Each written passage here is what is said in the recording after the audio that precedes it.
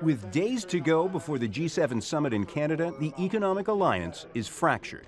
The allies are angry and openly talking about a possible trade war. We think this action is inappropriate. We think it's absurd to consider Canada a security risk to the United States, and therefore we've taken a targeted and considered approach to retaliation.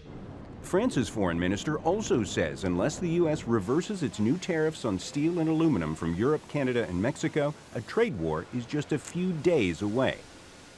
At a meeting ahead of this week's G7 summit in Canada, U.S. Treasury Secretary Steven Mnuchin tried to assuage the allies. President Trump has been very clear in wanting to address trade issues. I don't think in any way the U.S. is abandoning its leadership in the global economy. Quite the contrary. I think we have very broad objectives that are across a rebalancing the trade relationship and the trade deficit. But he could not offer the one thing U.S. allies want: tariff relief.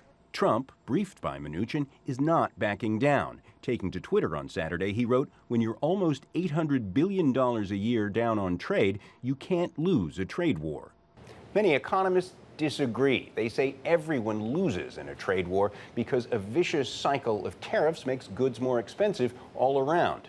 Now, some U.S. companies say they fear a trade conflict could end the global economic expansion the upcoming G7 meeting was expected to celebrate.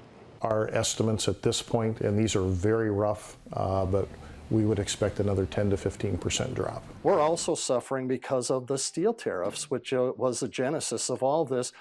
Everything we do involves steel. Our fencing, everything else is steel related. So we're seeing increased prices from those things too. So it is kind of a domino thing. European leaders have already chosen their targets for retaliation. Iconic American products like Harley-Davidson motorcycles, Levi's jeans, Jack Daniel's whiskey, and Florida oranges, the next casualties in what could be an escalating trade conflict.